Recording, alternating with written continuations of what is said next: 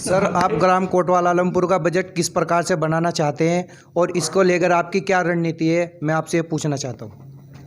देखिए, हमारे ग्राम कोतवाल आलमपुर का दूसरे गांवों के मुकाबले बहुत ही बेहतर प्रदर्शन रहा है। हमारा एग्रीकल्चर फॉर्म हमारा 250% प्रॉफिट में रहा है इस बार। और हेल्थ सेक्टर की अगर हम बात करें तो 200% पिछले वर्षों के मुकाबले हमारा रहा है, जिसमें हमारे गांव से 2 MBBS डॉक्टर, एक यूक्रेन और एक चाइना से बने हैं। और इसी के साथ साथ एक और उपलब्धि हमारे गांव ने जो हेल्थ सेक्टर में ली है वो है मेडिकल की।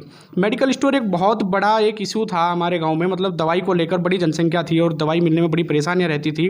झबरेड़ा और बाहर ऐसे क्षेत्रों से दवाई लानी पड़ती थी, जिसको लेकर कोतवाल आलमपुर के लोगों ने स्वयं ही 6 मेडिकल स्टोर और कोतवाल आलमपुर में खोल लिए हैं। सर, एक क्वेश्चन और है आपसे। जैसे कि आप बोले कि डॉक्टर मोहम्मद फरीद आपके यहाँ से MBBS चाइना से करके आए, उन्होंने क्लियर कर लिया है, तो हमारे क्षेत्र में कोई ऐसा बड़ा हॉस्पिटल नहीं है जिससे कि लोगों को राहत मिल सके। इसमें आपका क्या राय है? वो हॉस्पिटल यहीं आसपास में खोलेंगे या कहीं और करने का विचार है? देखिए, अभी उन्होंने इसमें MCI क्लियर किया है, तो इसके लेकर अभी डॉक्टर साहब से भी बात हो जाएगी। और रहा मामला हॉस्पिटल का, हॉस्पिटल वाकई हमारे क्षेत्र में इसकी लेकर कमी है। ग्रामीण कोतवाल आलमपुर के अलावा आसपास के जितने भी हमारे क्षेत्र हैं सभी में दिक्कत है, तो उसको लेकर भी एक बड़ा काम किया जाएगा और जल्द ही एक आपको यहाँ पर बहुत बड़ा हॉस्पिटल देखने को मिलेगा डॉक्टर फरीद द्वारा।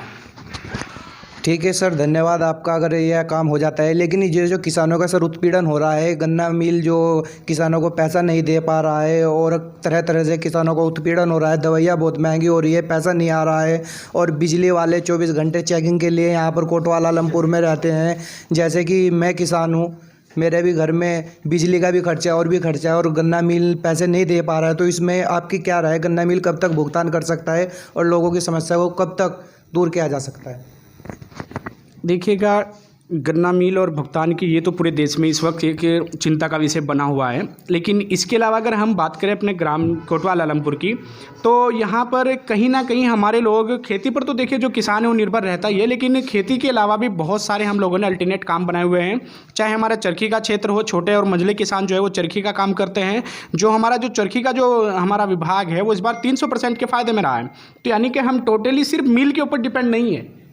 मिल के पास हमारा पैसा है, ग्राम कोतवाल आलमपुर के लोगों का पैसा है, लेकिन हम फिर भी उसके बाद डिपेंड नहीं है। इसी के चीज़ में आपको मैं थोड़ी सी चीज़ें और जोड़ देता हूँ। जो कुछ अच्छे किसान हैं लेकिन उनके बाद भी उन्होंने, वो सभी लोग किसान में नहीं लगे हुए हैं, वो अपने इस काम को एडजस्ट कर रहे हैं। साथ साथ विदेश की जो कमाई है हमारी इस बार, उसमें हालांकि हमारा नुकसान रहा है, लेकिन पिछले वर्षों के मुकाबले अगर हम बात करें तो कृषि क्षेत्र के साथ साथ हमारा जो फॉरेन इनकम थी वो भी काफ़ी अच्छी रही। इस बार हालांकि वो 10% नुकसान रहा है लॉकडाउन के कारण। इसी